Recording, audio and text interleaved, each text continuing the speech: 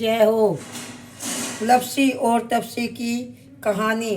एक लप्सी था और एक तपसी था। तपसी तो भगवान की तपस्या करता।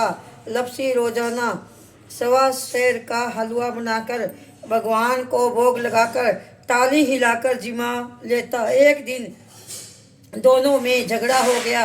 लप्सी बोला मैं बड़ा, तपसी बोला मैं बड़ा कौन, क्योंकि मैं भगवान की तपस्या करता हूँ। नारद जी बोले कि तुम्हारा फैसला मैं करूँगा।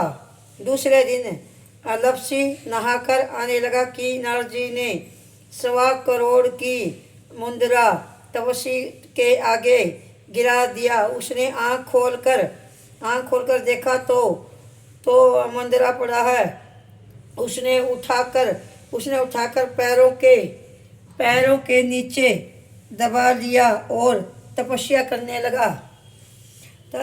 लगा। उधर लप्सी ने 1.25 सेर का हलवा बनाकर भगवान के आगे लगाकर ताली हिलाकर जिमा लिया। इतने में नारद जी आए और दोनों को अपने पास बिठाकर दोनों पूछने लगे कि कौन बड़ा है। नारद जी ने तपसी से कहा कि अपना पाँव हटाओ।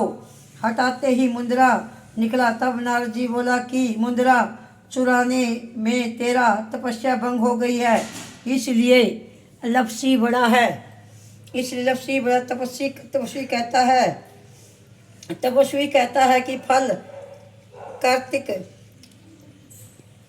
तपस्वी कहने लगा कि मुझे तपस्या का फल कैसे मिलेगा। नारद जी बोला तपस्या का फल कार्तिक के नहाने वाली देगी।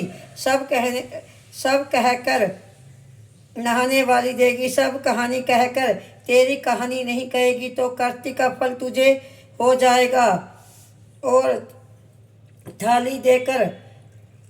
धोती देकर अंगोछा नहीं देगी तो सीधा देकर दक्षिणा नहीं देगी तो ब्राह्मण को जिमा कर दक्षिणा नहीं देगी तो दीवा चास के हाथ नहीं जोड़ेगी तो तुझे पुण्य प्राप्त होगा।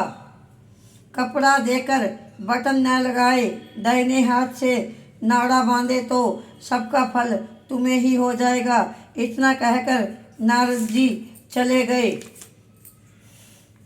हे लप्सी तपसी की कहानी कहते और सुनते हों हंकारे भरना चाहिए। जैसी लप्सी को दिया ऐसा सबको दे। तपसी की भी सफलता होई। बोल तपसी और लप्सी की कहानी की जय।